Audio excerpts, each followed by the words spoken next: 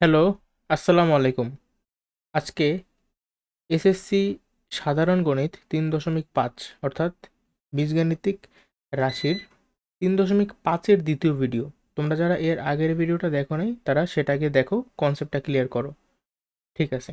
তো আজকের ভিডিওতে আমরা মূলত উদাহরণ ৪১ থেকে শুরু করে উদাহরণগুলো কমপ্লিট করব এবং সামনে দেখব অনুশীলনের কতটুকু করানো যায়।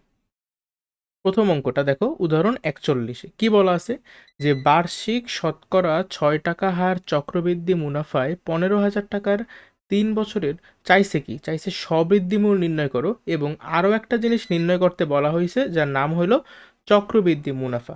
আচ্ছা, এই অঙ্কটা কিন্তু চক্রবৃদ্ধি মুনাফার, ঠিক আছে, এইটুকু ক্লিয়ার। এখন আমরা জানি সরল মুনাফা চক্রবৃদ্ধি মুনাফার সূত্রগুলো কিন্তু আলাদা। যেমন সরল মুনাফায় আমাদের আই মুনাফার সূত্র কি, পিআরএন। আর মুনাফা আসলের সূত্র কি, এ সমান সমান এই পিআরএন এর সঙ্গে জাস্ট আসল বা পিটা যোগ করে, তাই না? তার মানে এই যে দেখো, পিআরএন যোগ পি, মুনাফার সঙ্গে আসল যোগ করলে তো মুনাফা আসল পাবো। তাহলে ফাইনাল সূত্রটা কিন্তু অনেকটা এমন হয় যে পি ইন্টু 1 + RN। এটা হলো আমার সরল মুনাফা। কিন্তু এই অঙ্কটা কি বলছে, চক্রবৃদ্ধি মুনাফা। সম্ভবত গত ক্লাসে আমার চক্রবৃদ্ধি মুনাফার সূত্রে একটু ঝামেলা ছিল, সম্ভবত না, শিওরলি একটু ঝামেলা ছিল। চক্রবৃদ্ধি মুনাফার ক্ষেত্রে আমার চক্রবৃদ্ধি মূলধনের সূত্রটা বা সবৃদ্ধি মূল, চক্রবৃদ্ধি মূলধন মানে হইল মুনাফা যোগ আসল। চক্রবৃদ্ধি মুনাফার ক্ষেত্রে মুনাফা যোগ আসলকেই সবৃদ্ধি মূল বলা হয়। তাহলে সবৃদ্ধি মূল মানে হলো গিয়া চক্রবৃদ্ধি মূলধন বা মুনাফা যোগ আসল। ঠিক আছে, এটা মনে রাখবা। আচ্ছা, এর সূত্রটা কি, এর সূত্র হলো গিয়া আমার, খেয়াল করো আমি লেখি এখানে, এই যে সবৃদ্ধি মূল সি এর সূত্র হলো P into 1 + R to the power N. এই এন কিন্তু শুধু আর এর উপরে না, আবার পি সহ না, এটা দেখো পি গুণ, এখানে যে 1 + R আছে না, এই 1 + R এর উপরে পাওয়ার হিসাবে এন আছে। কার পরিচয় কি, পি মানে আসল, আর মানে মুনাফার হার, আর এন মানে সময়। ঠিক আছে, তার মানে আমার এই তিনটা রাশির মান যদি আমি জানি, তাহলে খুব সহজেই সেখান থেকে সবৃদ্ধি মূল বা চক্রবৃদ্ধি মুনাফার যে মুনাফা আসল সেটা আমরা বের করে ফেলতে পারবো।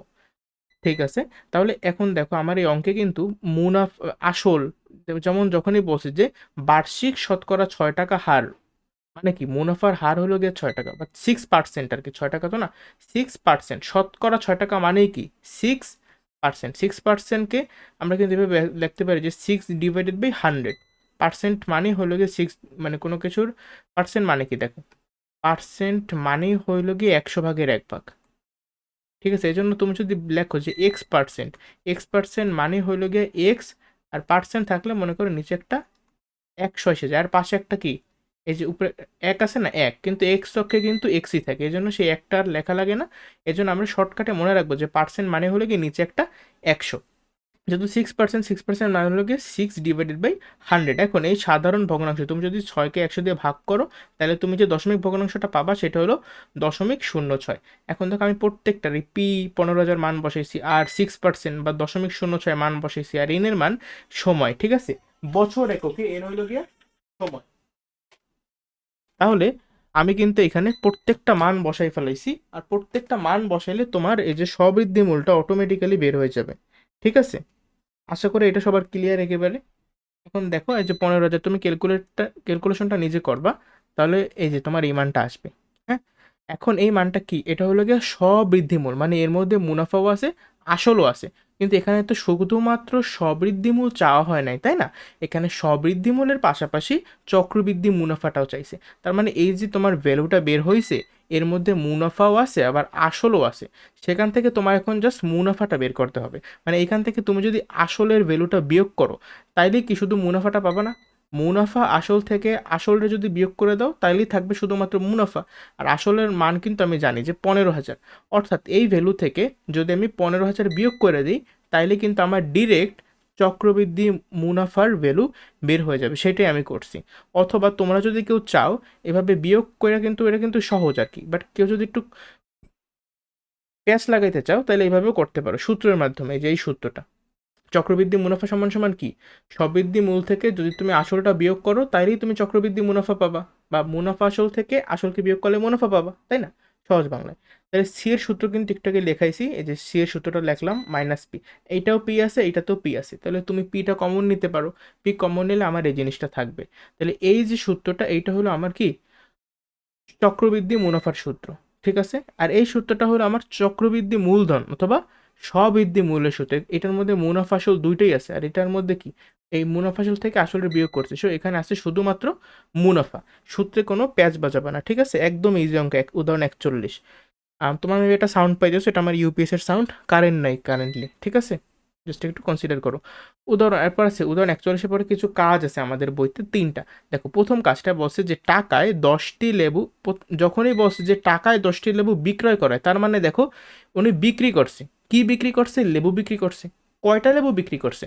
10টা লেবু বিক্রি করছে। এখন এই যে বিক্রি করছে, কত টাকা লেবু বিক্রি করছে, যখন বলছে কি শুধুমাত্র যে টাকায় 10টা লেবু বিক্রি করছে, অর্থাৎ এই যখনই দেখছো যে টাকায়, টাকায় মানে টাকায় না, টাকায় মানে হইলো গিয়ে 1 টাকায়, ঠিক আছে, টাকায় মানে হইলো গিয়া 1 টাকায়, মানে 1 টাকায় 10টা লেবু বিক্রি করছে। এই যে বিক্রি করলো, এর ফলে কি হয়েছে দেখো, স্পষ্টভাবে বলা আছে, এই লাইন পুরোটা পড়ো, 50% ক্ষতি হয়।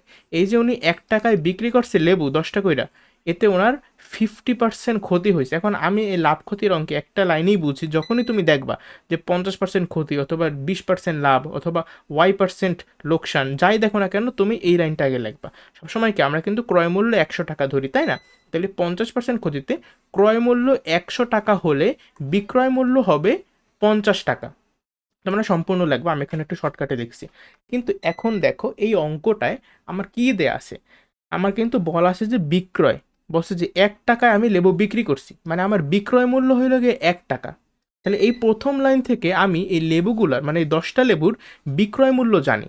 আচ্ছা, আমি যদি বিক্রয় মূল্য জানি, সেখান থেকে কি আমি ক্রয় মূল্যটা বের করতে পারবো না? অবশ্যই পারবো, যেহেতু আমার বইলা দিয়েছে কত পার্সেন্ট লাভ বা ক্ষতি হয়। এখন তাইলে আমার যেহেতু ক্রয় মূল্য বের করতে হবে, আমার বিক্রয় মূল্য দেয়া আছে, আমি বের করব ক্রয় মূল্য। আর আমি জানি আমাদের যেইটা বের করতে হয় ওইটা কিন্তু হাতের ডান পাশে আমরা রাখি। কিন্তু এখানে তুমি যদি দেখো, এখানে বাম পাশে আছে ক্রয় মূল্য, ডান পাশে আছে বিক্রয় মূল্য। বাট আমার তো ক্রয় মূল্য বের করতে হবে, বিক্রয় মূল্য দেয়া আছে। তাহলে যেহেতু ক্রয় মূল্য বের করতে হবে, ক্রয় মূল্যটা হাতের ডান পাশে নিতে হবে। তাহলে এই লাইনটাকে একটু আমরা ঘুরাইয়া লিখবো, ঠিক আছে। কি লিখবো? যে বিক্রয় মূল্য 50 টাকা হলে ক্রয় মূল্য হবে 100 টাকা। আশা করি এটা আমরা লিখতে পারবো সবাই। এখন বিক্রয় মূল্য বলছি যে 50 টাকা হলে ক্রয় মূল্য হবে এত টাকা, কিন্তু বিক্রয় মূল্য কি 50 টাকা? অবশ্যই না। এখানে তোমার দেওয়াই আছে যে বিক্রয় মূল্য 1 টাকা, তাই না, 1 টাকায় বিক্রি করছে। এই জন্য লিখছি যে বিক্রয় মূল্য 1 টাকা হলে ক্রয় মূল্য হবে, যেহেতু কম হবে তাহলে ভাগ করব, তাহলে এই যে 100টা লিখলাম, 100কে ভাগ করলাম, এই যে 50টা এখানে আসলো, ঠিক আছে, 100/50, ভাগটা করলে হবে কত? 2 টাকা। টাটা না, এটা কিন্তু 2 টাকা, আমি লিখি নেই যদিও, তোমরা লিখবা। তাহলে এই যে বিক্রয় মূল্য 1 টাকা হলে ক্রয় মূল্য হবে 2 টাকা। কখন? যখন 50% লস হয়েছে তোমার, তখন কি হয়েছে জানো, তুমি এতই বোকা, তুমি 2 টাকা একটা জিনিস কিন না, মাত্র 1 টাকা সেটা বিক্রি করে দেবা। মনে করো এই যে, তাহলে আমাকে এইটা অ্যান্সার করো, এই যে 2 টাকা আমি লিখলাম ক্রয় মূল্য, এটা কার ক্রয় মূল্য? অবশ্যই এখানে যেহেতু লেবু নিয়ে কাজ করতেছি, লেবুর ক্রয় মূল্য। আচ্ছা, তাহলে এটা কয়টা লেবুর ক্রয় মূল্য বলো দেখি? এখানে তো বলাই আছে যে ক্রয় মূল্য 2 টাকা কখন হবে? যখন বিক্রয় মূল্য 1 টাকা। তাহলে বিক্রয় মূল্য 1 টাকা কখন হয়েছিল? কয়টা লেবু বিক্রি করছিলাম? 10টা না? অর্থাৎ এই যে 10টা লেবুর বিক্রয় মূল্য ছিল 1 টাকা। তাহলে এই যে 2 টাকা আমি ক্রয় মূল্য পাইছি, এই ক্রয় মূল্য কয়টা লেবুর? অবশ্যই এই 10টা লেবুরই। তার মানে দেখো, একটু যদি সিনারিওটা চিন্তা করো, আমি একজন দোকানদার, আমার কি হয়েছে, 50% ক্ষতি হয়েছে। আমি কি করছি, আমি 2 টাকায় 10টা লেবু কিনছিলাম, 2 টাকায় 10টা লেবু কিনা আমি 1 টাকায় ওই 10টা লেবু বিক্রি করে দিছি। এর ফলে আমার কি 50% ক্ষতি হয়েছে। বুঝতে পারছো? এই টাইপের ম্যাথে প্রথম যে আমার লাইনটা থাকে, এই লাইন থেকে সাধারণত আমি ক্রয় মূল্যটা বের করি, ঠিক আছে। দেন এই ক্রয় মূল্যটা বের করে দ্বিতীয় আরেকটা সিনারিও থাকবে, সেই দ্বিতীয় সিনারিওতে ওই ক্রয় মূল্যটা আমরা ইউজ করব, ক্রয় মূল্য ইউজ করে বিক্রয় মূল্য বের করব। দেখো আমি এখনো কিন্তু পুরো প্রশ্নটা পড়িও না, আমি আন্দাজে বলতেছি।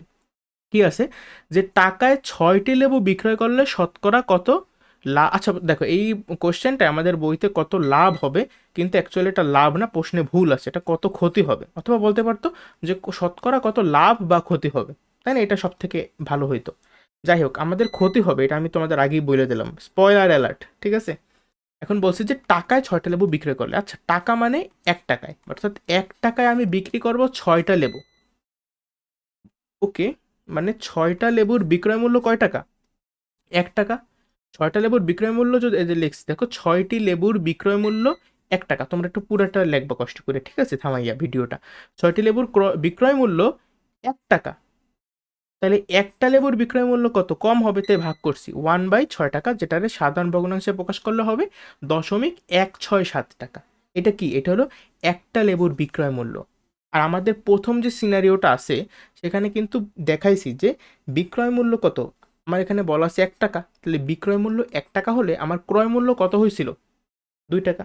আচ্ছা দাঁড়ো, একটু ভাবি, আমরা আমাদের চাইছে কি যে শতকরা কত লাভ বা ক্ষতি হবে কখন। তাহলে আমার কি লাভ বা ক্ষতি বের করার জন্য আমার কিন্তু ক্রয় মূল্য বিক্রয় মূল্য দুইটা জিনিসই জানা লাগবে। তারপরে আমি তুলনা কইরা দেখতে পারবো যে আমার কত টাকা লাভ বা ক্ষতি হইলো। এখন তাইলে আমার দেখার বিষয়, আমি কি ক্রয় মূল্য বিক্রয় মূল্য জানি সব কিছুর, যেমন এইখান থেকে জাস্ট এই একটা লাইন থেকে আমি কিন্তু একটা লেবুর বিক্রয় মূল্য জানি। তাহলে এখন আমি যদি কোনোভাবে একটা লেবুর ক্রয় মূল্য বের করতে পারি, তাইলে কিন্তু আমি দেখতে পারবো যে প্রত্যেকটা লেবুতে আমার কত টাকা লাভ বা ক্ষতি হয়েছে, তাই না? এখন দেখো তো, এই প্রথম লাইন থেকে আমি কি কোনোভাবেই একটা লেবুর ক্রয় মূল্য বের করতে পারি? এখন পর্যন্ত আমি কি বের করছি যে বিক্রয় মূল্য 1 টাকা হলে ক্রয় মূল্য 2 টাকা। ইভেন আমি এইটাও দেখাইছি যে এই যে বিক্রয় মূল্য 1 টাকা, এটা কয়টা লেবুর? 10টা লেবুর। তাহলে এটা 10টা লেবুর বিক্রয় মূল্য, আর এইটার তাহলে কয়টা লেবুর ক্রয় মূল্য? এই ওই 10টা লেবুরই তো ক্রয় মূল্য, তাই না? অর্থাৎ 10টা লেবুর ক্রয় মূল্য কয় টাকা? 2 টাকা না? আর 10টা লেবুর ক্রয় মূল্য যদি তুমি জানো, সেখান থেকে একটা লেবুর ক্রয় মূল্য কি বের করতে পারবে না বলো? তাহলে দেখো 10টা লেবুর ক্রয় মূল্য 2 টাকা, অতএব একটা লেবুর ক্রয় মূল্য কম হবে যেহেতু, তাই ভাগ করছি 2/10, ভাগটা করলে হবে 0.2 টাকা। এখন এই 0.2 ভ্যালুটা কিন্তু 0.167-এর থেকে বড়, অর্থাৎ একটা লেবু কিনতে মানে ক্রয় মূল্য হলো কি 0.2 টাকা, আর বিক্রয় মূল্য হলো কি 0.167 টাকা। মানে আমি কিনছি বেশি টাকায়, বিক্রি করছি কম টাকায়, মানে আমি একটা বোকা। অর্থাৎ আমার কিন্তু লস হইতেছে। কত টাকা লস হইতেছে? যে 0.2 থেকে 0.167 বিয়োগ করো, বিয়োগ করলে আমার ভ্যালু আসবে এই যে 0.033 টাকা। আমার এই টাকাটা লস হইতেছে। এখন আমি একটা জিনিস শোনো, এটা একদম মাথার ভিতরে ঢুকাই নাও। হ্যাঁ, একদম মাথার ভিতরে, কোনো জানি মিস না হয়। লাভ বা ক্ষতি সবসময় কিসের উপর হিসাব করা হয় বলো তো? লাভ বা ক্ষতি অলওয়েজ হিসাব করা হয় ক্রয় মূল্যের উপর। লাভ ক্ষতি হিসাব হয় ক্রয় মূল্যের উপর। আচ্ছা, তাহলে তুমি আমাকে বলো, এই যে 0.033 টাকা ক্ষতি হয়েছে, এটা কত টাকায় ক্ষতি হয়েছে বলতে পারবা কেউ?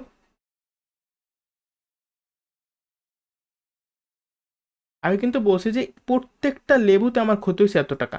তাহলে যেহেতু আবার বললাম যে লাভ ক্ষতি হিসাব হয় ক্রয় মূল্যের উপর, তাহলে এই প্রত্যেকটা বা একটা লেবুর ক্রয় মূল্য আমি জানি না, আমি তো বের করছি একটা লেবুর ক্রয় মূল্য হলে গিয়ে 0.2 টাকা।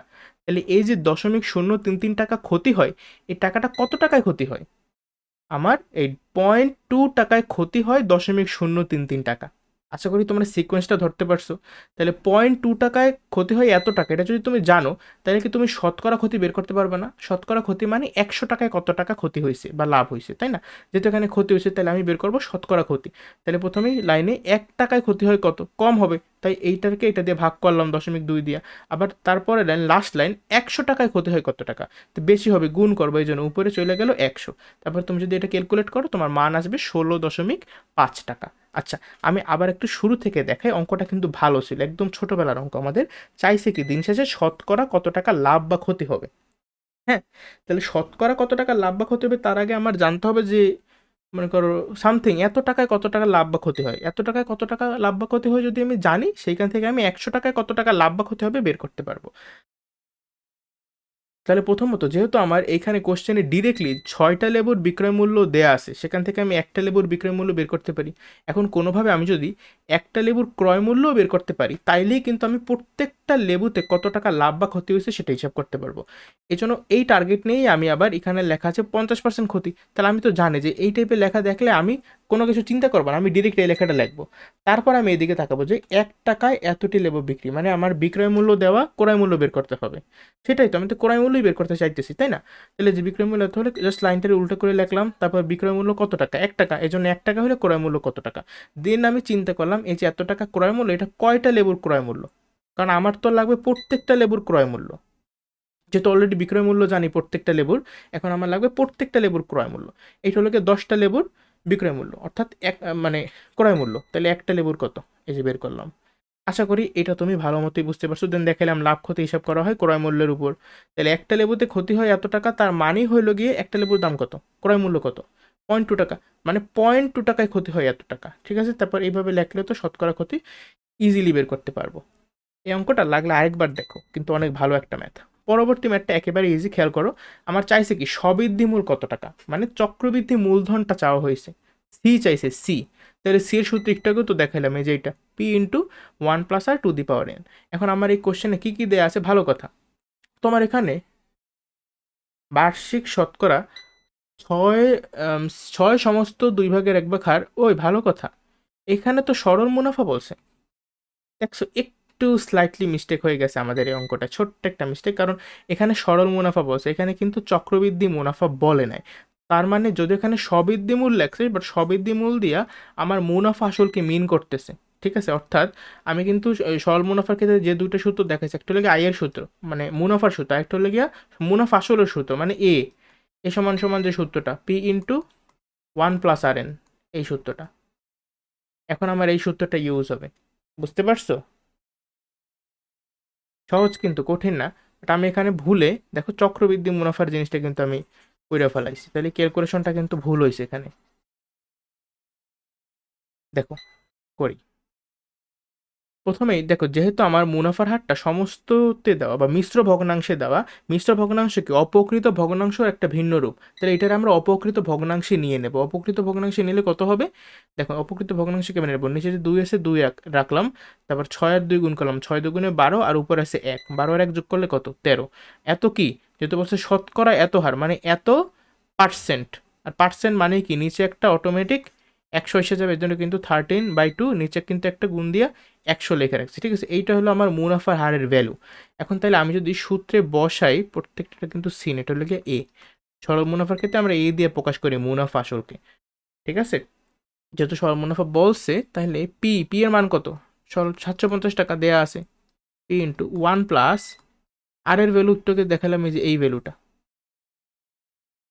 2 100 গুণ করলে তো 200 প্লাস আর এন এর মান কত, 4 বছর দেওয়া আছে না, তাহলে 4। এখন তোমরা যদি এই ইকুয়েশনটা সলভ করো তাহলে হবে, যেমন 4 আর 200 কাটাকাটি করলে কিন্তু নিচে 50 থাকে, আর এটা যোগ করলে কত, 63/50। 50-এর সঙ্গে আবার এটা কাটাকাটি করা যায়, কাটাকাটি করলে কত, 5 × 15 = 75। 15-এর সঙ্গে এখন এখানে আছে কত, 63।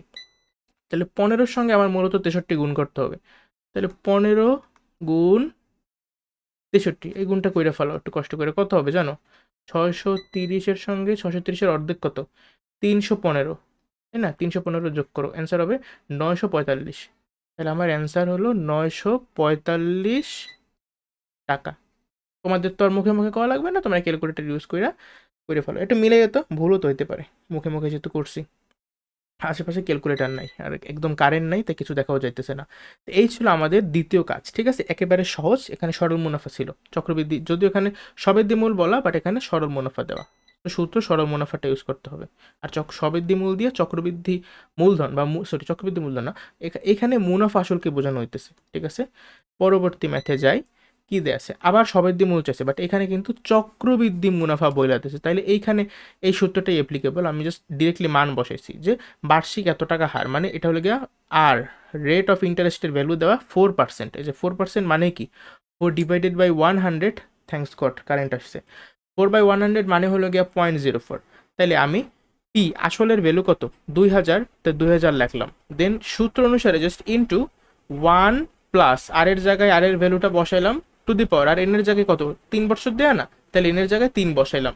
এখন এটা যদি তুমি ক্যালকুলেট করো, তাহলে তোমার এই যে ভ্যালু আমি এখানে লিখেই রাখছি, এই ভ্যালুটা আসবে। একেবারে ইজি ম্যাথ কিন্তু, ঠিক আছে, এগুলা সবৃদ্ধি মূল, মানে আমি কি এখানে চক্রবৃদ্ধি মূলধনটা বের করছি। তাহলে তুমি বলো তো এখানে, তাহলে চক্রবৃদ্ধি মুনাফা যদি চাইতো, তার মান কত হইতো, চক্রবৃদ্ধি মুনাফা কত হইতো, আমি কিন্তু চক্রবৃদ্ধি যে মূলধন বা সবৃদ্ধি মূলটা পাইছি, সেইখান থেকে যদি আমি আসলটারে বিয়োগ করে দিই, তাইলে কিন্তু আমার চক্রবৃদ্ধি মুনাফা বের হয়ে যাবে। তোমরাই বলো কত হবে, এই যে এই ভ্যালুটা থেকে জাস্ট আসল মানে 2000 টাকা বাদ দাও, 2000 টাকা বাদ দিলে কত থাকে, 249.72 টাকা, তাই না?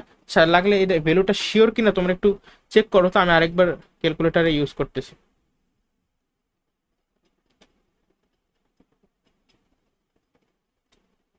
হ্যাঁ ঠিকই আছে ভ্যালুটা। তো এই ছিল আমাদের কাজের 3টা অঙ্ক, যেগুলো খুবই ইম্পর্টেন্ট আর এট দ্য সেম টাইম অনেক সহজও বটে। আচ্ছা, এরপরে আমার কি আছে, উদাহরণ 42। তার আগে যেহেতু কারেন্ট আসছে, চেক করি লাইন আসছে কিনা, একটু ওয়েট, ঠিক আছে? তোমার লাগলে একটু স্কিপ করো টাইম। আচ্ছা হ্যাঁ, নেট আসছে, তো আমি ওদেরকে ইনভাইট করি।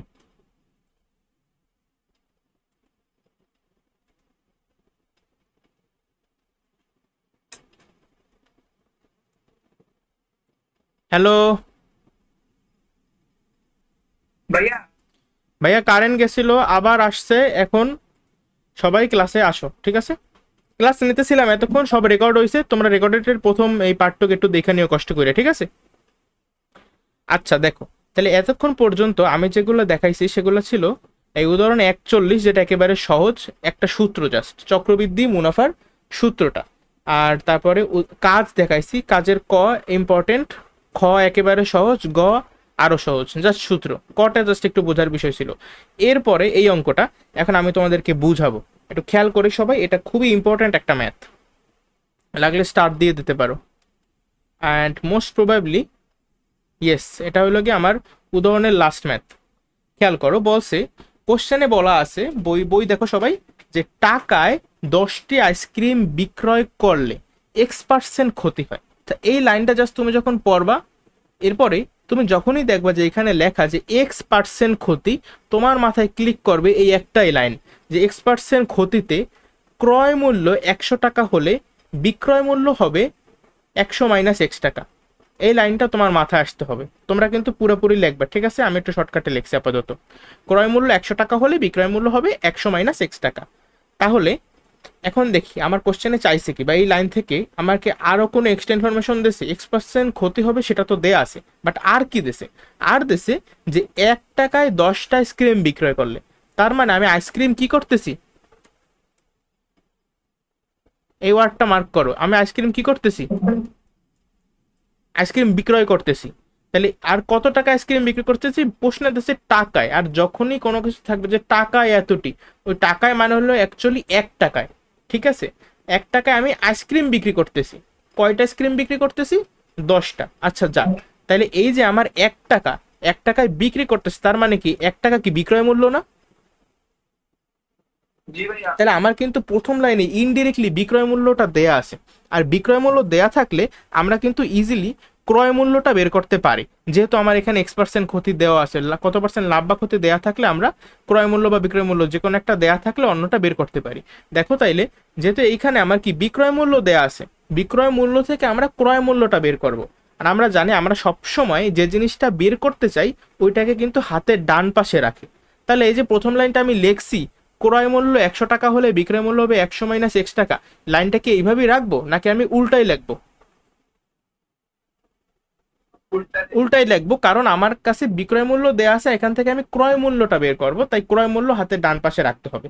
তাই এই লাইনটার উল্টাই আমি লিখছি যে বিক্রয় মূল্য 100 - X টাকা হলে ক্রয় মূল্য হবে 100 টাকা। কিন্তু বিক্রয় মূল্য কি 100 - X টাকা বলো? বিক্রয় মূল্য কত টাকা এখানে দেয়া আছে না? বিক্রয় মূল্য কত? বিক্রয় মূল্য তো 1 টাকা, 1 টাকায় না, 1 টাকায় বিক্রি করছি, তাহলে বিক্রয় মূল্য 1 টাকা হলে ক্রয় মূল্য হবে কম হবে, তাই ভাগ করতে হবে। তাই এই যে 100কে ভাগ করতেছি 100 - X দ্বারা, এত টাকা। তাহলে এই যে এখন আমার বলো, এই যে বিক্রয় মূল্য 1 টাকা আমি লিখছি, এই 1 টাকা বিক্রয় মূল্যে এটা কতগুলো আইসক্রিমের বিক্রয় মূল্য? 10টা আইসক্রিমের বিক্রয় মূল্য। তাহলে এইখানে আমি যে লিখছি বিক্রয় মূল্য 1 টাকা হলে ক্রয় মূল্য হবে এই টাকাটা, এই টাকাটা তো ক্রয় মূল্য, কার ক্রয় মূল্য? आइसक्रीम है। আইসক্রিমের। কয়টা আইসক্রিমের ক্রয় মূল্য? হ্যাঁ অবশ্যই 10টা। এটা যেহেতু 10টা আইসক্রিমের বিক্রয় মূল্য, তাহলে এইটা হলো 10টা আইসক্রিমের ক্রয় মূল্য। আচ্ছা তাহলে বলো তো, এরপরে পরের লাইনটা একটু তাকাই, বলছে যে টাকায় কয়টি, টাকায় কয়টি বিক্রয় করলে Z% লাভ হবে। আচ্ছা টাকায় মানেই জানি কি, 1 টাকায়। Very good. টাকায় মানে হলো 1 টাকায়, মানে 1 টাকায় কতগুলো আইসক্রিম বিক্রয় করলে আমার টার্গেট কি, আমার টার্গেট হলো Z% লাভ করা। তাহলে প্রথমেই আমি এই Z% লাভ দেখেই লাইনটা লিখে ফেলাবো, Z% লাভে ক্রয় মূল্য 100 টাকা হলে বিক্রয় মূল্য হবে 100 + Z টাকা। কিন্তু ক্রয় মূল্য কি 100 টাকা বলো? না ক্রয় মূল্যটাই কিন্তু তুমি প্রথম স্টেপে বের করতে চাইছি, 100/100 - 100 টাকা, এইটাই হলো গিয়ে ক্রয় মূল্য। তাহলে আমার ক্রয় মূল্য তো 100 টাকা না, তো প্রথম লাইনে ক্রয় মূল্য 1 টাকা হলে বিক্রয় মূল্য কত ভাগ করলাম। এখন ক্রয় মূল্য তো 1 টাকা না, ক্রয় মূল্য কত, এই যে এই টাকাটা। তাহলে ক্রয় মূল্য এত টাকা হলে বিক্রয় মূল্য হবে বেশি হবে, এই জন্য গুণ করছি, এই জিনিসটা প্রথমে লিখছি, তারপরে গুণ করছি এই টাকাটা। ঠিক আছে, ক্যালকুলেশন তুমি যখন করছো এই 100 100 কাটাকাটি যায়, থাকবে উপরে 100+z, নিচে থাকবে 100 - X টাকা। এখন তোমাদের এই ক্যালকুলেশনে কোনো সমস্যা আছে? না ভাইয়া। আচ্ছা ঠিক আছে, এটা কিন্তু খুব বেসিক একটা জিনিস। তো এই আমার হইলো কি, ক্রয় মূল্য এখন আমি পাইলাম এত টাকা, এখন সরি বিক্রয় মূল্য আমি পাইলাম এত টাকা। এখন অনেকের মানে প্রশ্ন আসতে পারে যে ভাইয়া এই বিক্রয় মূল্য এটা কয়টা আইসক্রিমের বিক্রয় মূল্য?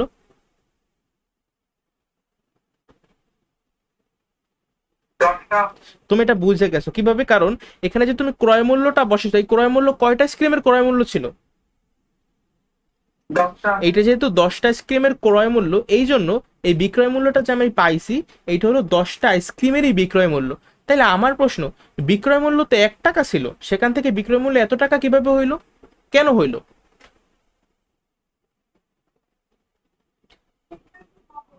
কারণ হইলো তোমার যখন বিক্রয় মূল্য 1 টাকা ছিল, তখন তো X% ক্ষতি হয়েছিল, মানে X% ক্ষতিতে বিক্রয় মূল্য 1 টাকা হয়েছে।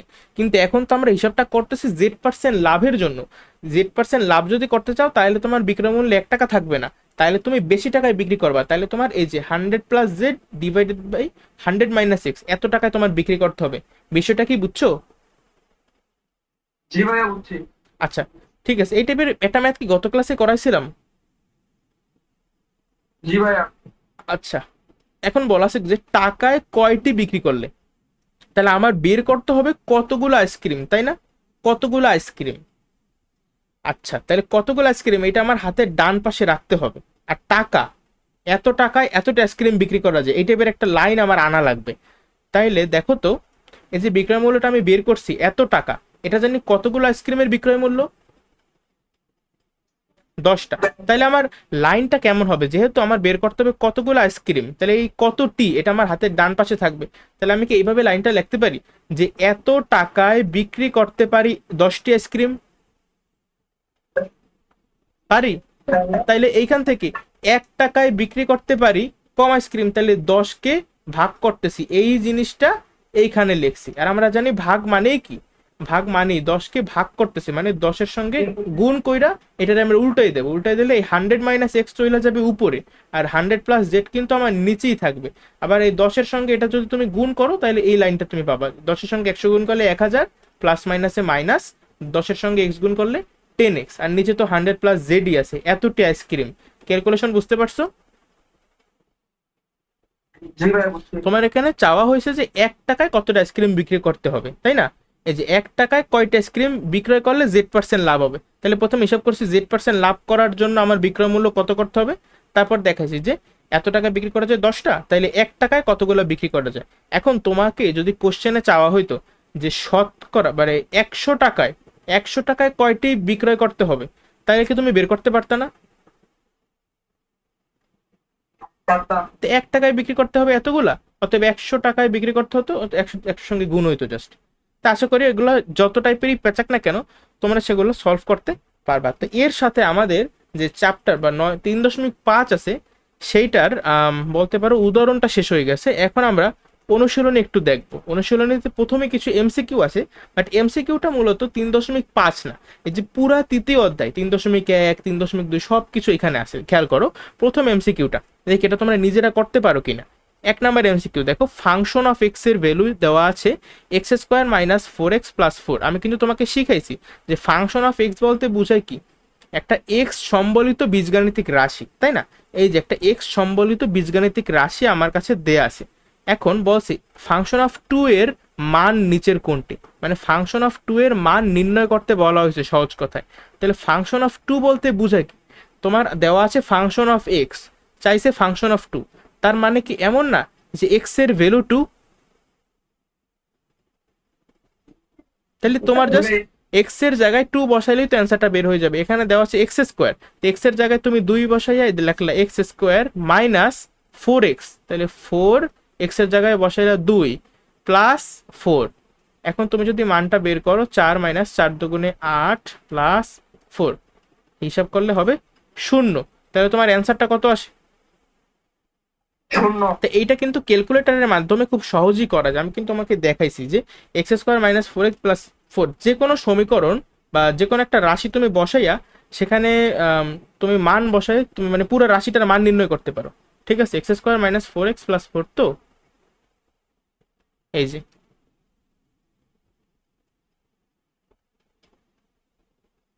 খেয়াল করো,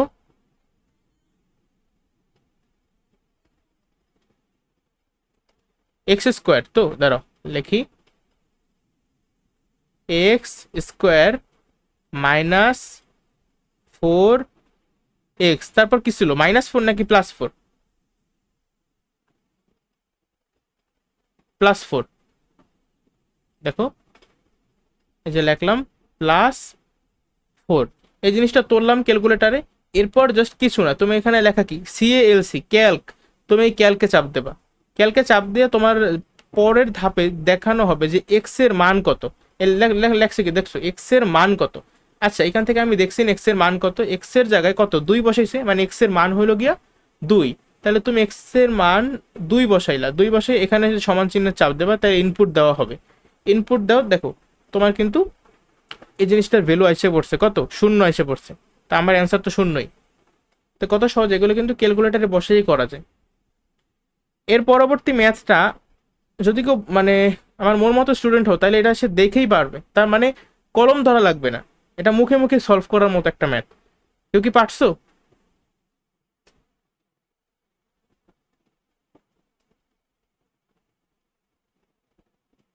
ভাই এটা পরিধি সূত্র না? আমি তো, তুমি আমাকে প্রশ্ন করো কেন, তুমি তোমার উত্তর দেবা, প্রশ্ন আমি করব। এর অ্যান্সার কত?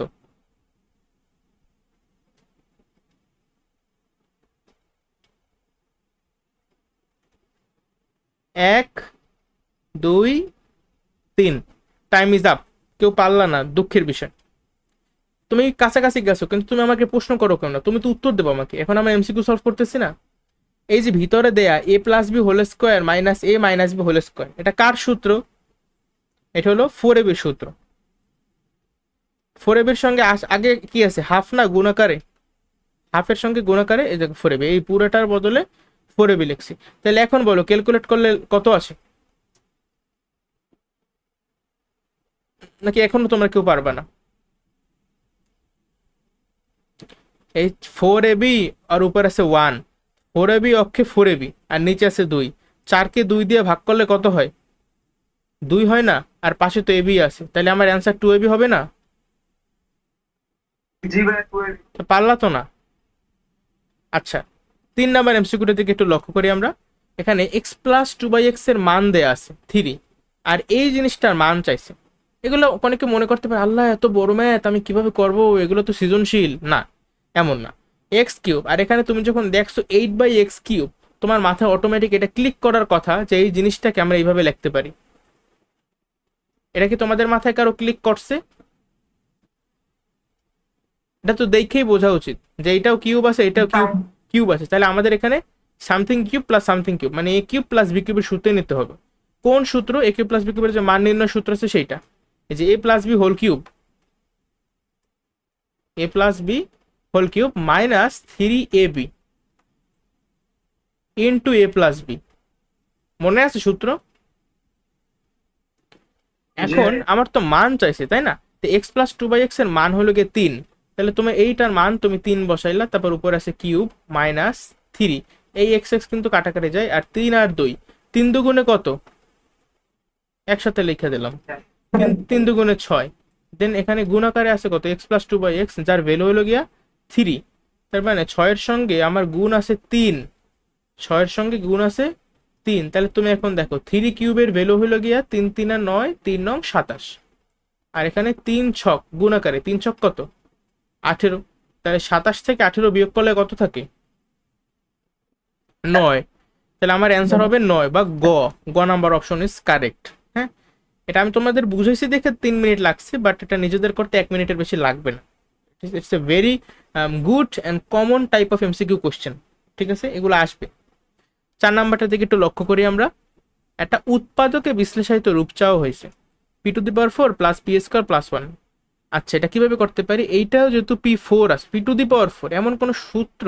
আচ্ছা, একটা কাজ করলে কেমন হয়, এই p⁴ এর বদলে আমরা কি এইভাবে করে লিখতে পারি?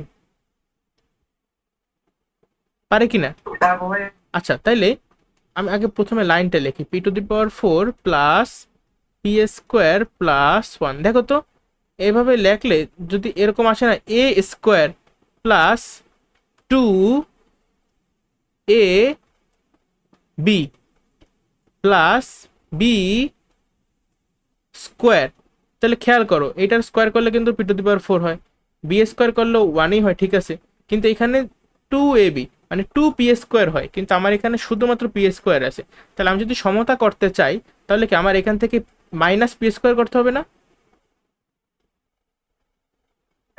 জি ভাইয়া। আচ্ছা, তাহলে এটা কার সূত্র? এই যে a² plus 2ab plus b², a+b² সূত্র, মাইনাস আবার আছে p²। দেখো, এই পুরাটারে মনে করো আমরা সামথিং বলবো, এটা এই যে কিছু একটার উপরে স্কোয়ার আছে, মাইনাস আবার কিছু একটার উপরে স্কোয়ার আছে। এটা কার সূত্র? a² - b² সূত্র, মানে a+b * a-b। তাহলে খেয়াল করো, a+b * a-b। দেখো, তাহলে এরকম কে আছে, p², মানে দেখো p² + 1 + p p² + p + 1। আচ্ছা না, এখানে দুই সবই যোগ, p² + p + 1 p² + 1 মাইনাস পেয়েছে, এইটা হবে কারেক্ট, এই ঘ নাম্বারটা। ঠিক আছে, তোমরা আবার কেউ মনে করে না ভাই, এদিকে তো -p+1 লেখা, আপনি এদিকে +1 - p দিয়েছেন। দেখো ভাই, করা যায়, এটাও -p, এদিকেও -p, এটাও +1, এটাও +1, জাস্ট একটু আগে পরে লেখছে, আর তো কিছু না। কোনো কনফিউশন আছে এখানে আর কোনো?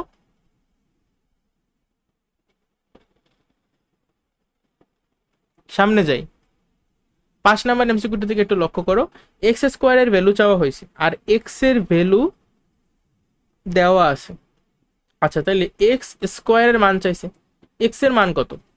2 - √3, এইটার স্কোয়ার। আচ্ছা, দেখো তো, এখানে কিন্তু a - b² এরকম সূত্রটা ইউজ হচ্ছে, তাই না? a - b² সূত্র সমান সমান কি বলতো? এস a², হ্যাঁ, a² -2ab + b²। তাহলে a², 2 এর স্কোয়ার করলে 4, minus 2ab plus b² √3 square করলে কিন্তু হবে 3। তাহলে কত থাকে? 4 আর 3 যোগ করলে 7, মাইনাস 2 × 4 √3।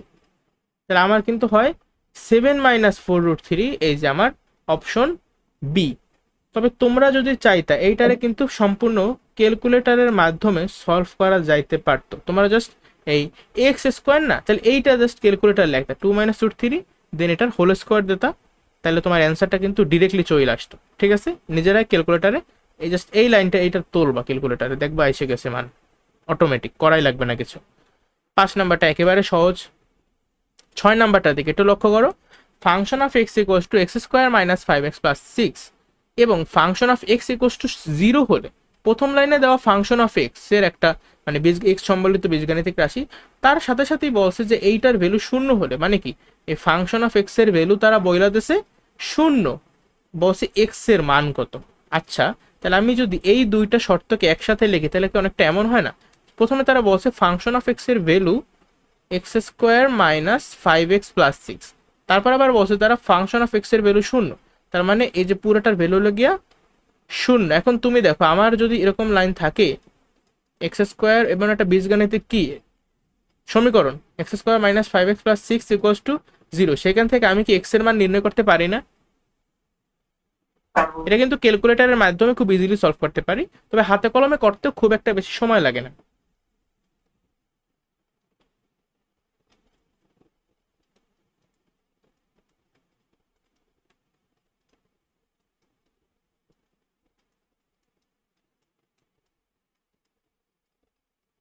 তাহলে আমার এক্স এর ভ্যালু হয় হবে 2 অথবা হবে 3, মানে 2 আর 3 হবে, এই যে ক হবে। বুঝতে পারছো? এটা তোমরা এই লাইনটা হয়তো বা একটু বোঝো নাই তোমরা, বাট তোমরা যেভাবে করছো ওইভাবে কইরো। কি তোমরা এমনি করো না যে এক্স স্কোয়ার আছে 1, তাহলে 6 অক্ষে কত, 6 অক্ষে 6, তারপর 6 এভাবে ভাঙাও তোমরা 1 × 6, 2 × 3, তারপর তোমরা দেখো এখানে কি আছে 5, 5 আমরা কেমনে বানাইতে পারি। হ্যাঁ, এভাবেই তো হিসাব করে করো, তোমরা ওইভাবেই করবা। তাহলে তোমার লাইনটা আসবে এমন, x square minus thrice x minus twice x plus 6 equals to 0। তারপর এক্স কমন নেবা, x-3 আসবে, দেন এখানে আবার x-3 বসাবা, -2। ওকে, তারপরে final line x-3 x-2 equals to 0, তার মানে x এর মান 3 আবার x এর মান 2। ঠিক পাইছো এবার? জি ভাইয়া। তা নিজেরা পারবা তো আসলে? অবশ্যই পারবো। 7 নম্বর ম্যাথটা দেখো, এটা একটা ভালো ম্যাথ, এই টাইপের ম্যাথ আসতে পারে এমসিকিউতে। বলছে 9x² প্লাস 16y² এর সাথে কত যোগ করলে যোগফল একটা পূর্ণবর্গ রাশি হবে। তোমরা যখনই এই টাইপের কোশ্চেন দেখবা, আচ্ছা পূর্ণবর্গ মানে কি, তোমরা আমার কয়েকটা পূর্ণবর্গ সংখ্যা এক্সাম্পল দাও তো। পূর্ণবর্গ সংখ্যা বুসরা কিছু বললো কিন্তু শোনা যাইতেছে না ওর কথা, কেন জানি।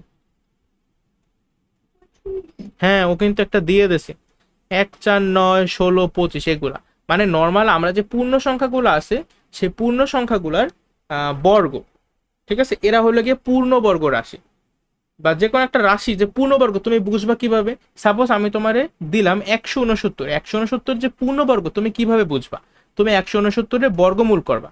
যদি বর্গমূল করো তাইলে তুমি অবশ্যই অবশ্যই একটা পূর্ণ সংখ্যা পাবা, যেমন এই ক্ষেত্রে তুমি পাবা 13। ঠিক আছে, এখন আমি তো করতেছি বীজগণিত, বীজগণিতে বলছে কি এত এর সাথে কত যোগ করলে যোগফলটা পূর্ণবর্গ রাশি হবে, মানে এমন একটা রাশি হবে যেখানে অবশ্যই এই ফরম্যাটে থাকবে, তাই না?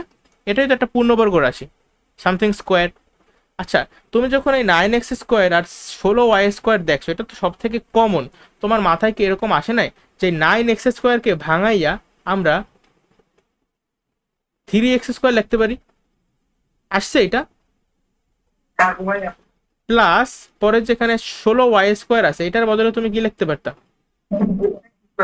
4y² তাই যে a² প্লাস b², মনে করো এইটা হলো এ, ঠিক আছে, a² প্লাস b²।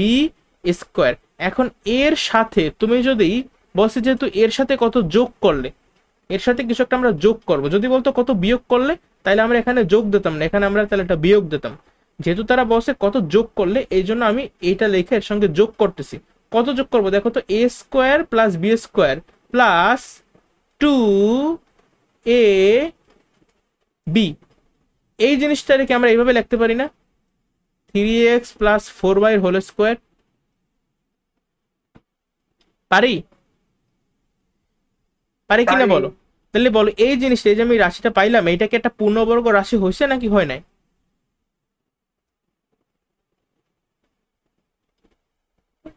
এটা কিন্তু একটা পূর্ণবর্গ রাশি হয়েছে, যেহেতু এটা সামথিং স্কোয়ার, তাই না, উপরে স্কোয়ার আছে, এটা অবশ্যই এটা পূর্ণবর্গ রাশি। এখানে তো সেটাই বলছে যে এর সাথে কত যোগ করলে যোগফলটা পূর্ণবর্গ রাশি হবে। তাহলে এর সঙ্গে আমি কত যোগ করছি দেখো তো, এই জিনিসটা যোগ করছি না, 2 × 3x × 4y, এই জিনিসটা আমরা যোগ করছি। এখন এইটা মানে কি দেখো, 3 × 4 = 12, 12 × 2 = 24 আর xy, তার মানে আমি 24xy যোগ করছি। এই যে 24xy যোগ করছি, যখন তুমি এইটার সাথে 24xy যোগ করো তখন আমরা এটারে a+b² ফরম্যাটে নিতে পারি। সো এটা একটা পূর্ণবর্গ রাশি। কোনো সমস্যা আছে কারো? যদি বলতো এত থেকে কত বিয়োগ করলে বিয়োগফল পূর্ণবর্গ রাশি হবে, তখনও কিন্তু সেম অ্যান্সারটাই হইতো, কারণ a² প্লাস b² ওই সময় হইতো -2ab। ঠিক আছে, জাস্ট এখানে বলছে যোগ, ওই সময় তো বিয়োগ, আর কিছুই না। তো এই টাইপের ম্যাথ যদি পরীক্ষায় আসে এমসিকিউতে, তোমরা পারবা তো? জাস্ট মনে রাখবা পূর্ণবর্গ রাশি মানে এখানে a+b² অথবা a-b² এই ফরম্যাটে আমার নেওয়া লাগবে, তাইলেই তুমি পারবা। আচ্ছা, এই টাইপের অনেক এমসিকিউ আমরা সামনে দেখবো। 8, 9, 10 সলভ করবো এখন। এই যে উদ্দীপকটাই x⁴ - x² + 1 = 0 হলে, আচ্ছা খেয়াল করো, 8 নাম্বারটা আমার মনে হয় তোমরা নিজেরা পারবা। X square plus one by x স্কোয়ারের মান চাইছে আমার এখানে। এটা কিভাবে করতে পারি তুমি দেখো, আমার যে উদ্দীপকটা দেয়া আছে এই উদ্দীপকটাকে আমি যদি একটু পক্ষান্তর করি তাহলে কি আমি এইভাবে লিখতে পারি? পারে কিনা বলো?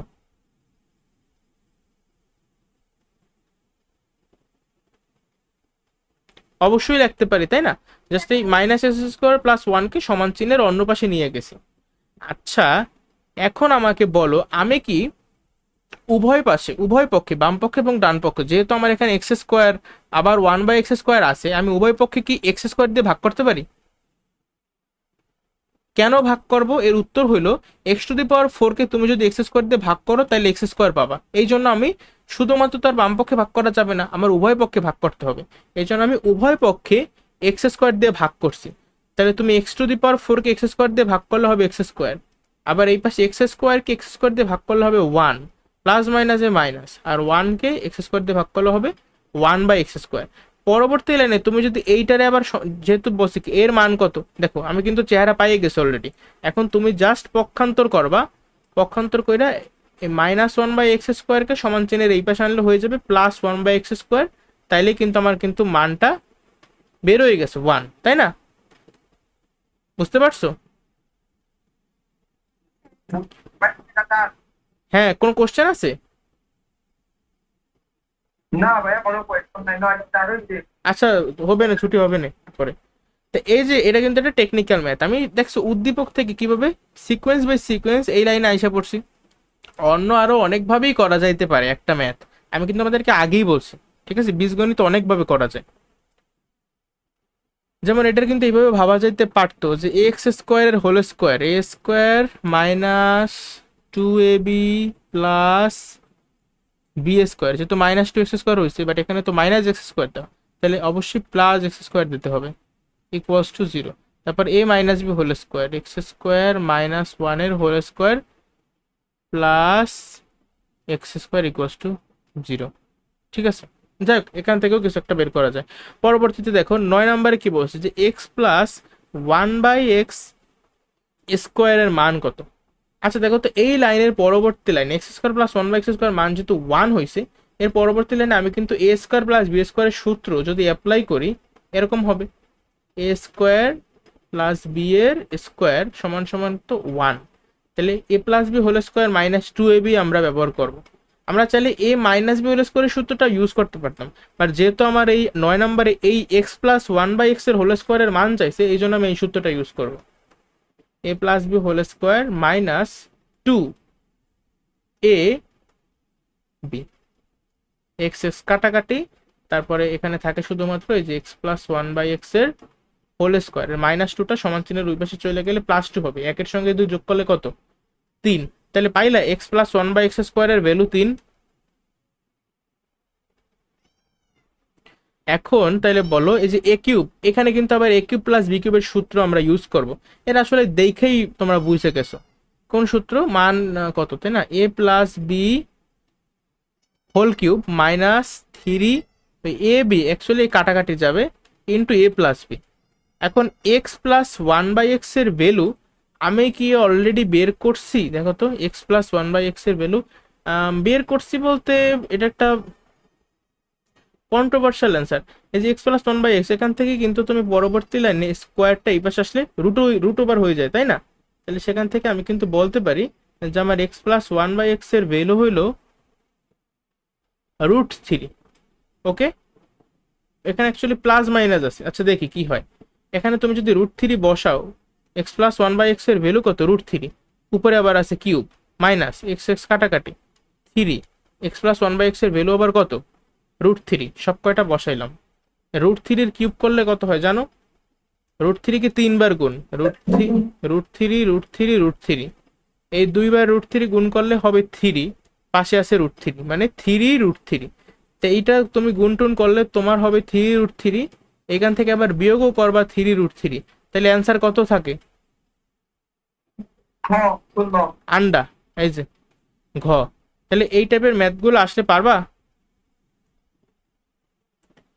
পরের ম্যাথটা একটু পারবো। দেখো, 11 নম্বরে কি বলছে, এই 11, 12, 13 তিনটা এমসিকিউ আছে, ঠিক আছে। এরপরে পরবর্তী দিনে 14 থেকে বাকিগুলো দেখি কয়টা করাইতে পারি একদিনে। এ স্কোয়ার প্লাস বি স্কোয়ার, ভালো কথা, আজকের এইচডব্লিউ কিন্তু তোমরা এই 14 থেকে শেষের গুলো পর্যন্ত 35 পর্যন্ত সব কয়টা নিজে নিজে চেষ্টা করবা, যেগুলো পারবা তো পারলাই, আর না পারলে আমি তো আসি। এ স্কোয়ার প্লাস বি স্কোয়ার সমান সমান 9, আর এ বির ভ্যালু হলো গিয়ে 3। পরে বলছি দেখ নিচের কোনটি সঠিক, সঠিক না কিন্তু চায় না, বলছে নিচের কোনটি সঠিক। এটা ভালো মতো পড়বা সবসময়, অনেক সময় পেছানোর জন্য কোনটি সঠিক নয় এরকম কোশ্চেন করে। দেখো এ মাইনাস বি, আচ্ছা কি করতে পারি, এ মাইনাস বি হোল স্কোয়ারের ভ্যালু আমি কিভাবে বের করতে পারি, a square plus b square দেয়া। A square plus b square মানে কি, a minus b whole square plus 2ab, তাই না? A square plus b square value কত দেওয়া, 9। তাহলে যে লিখলাম সূত্র, জাস্ট সূত্র ইউজ করলাম, a minus b whole square plus 2ab। কোনো সমস্যা আছে এখানে?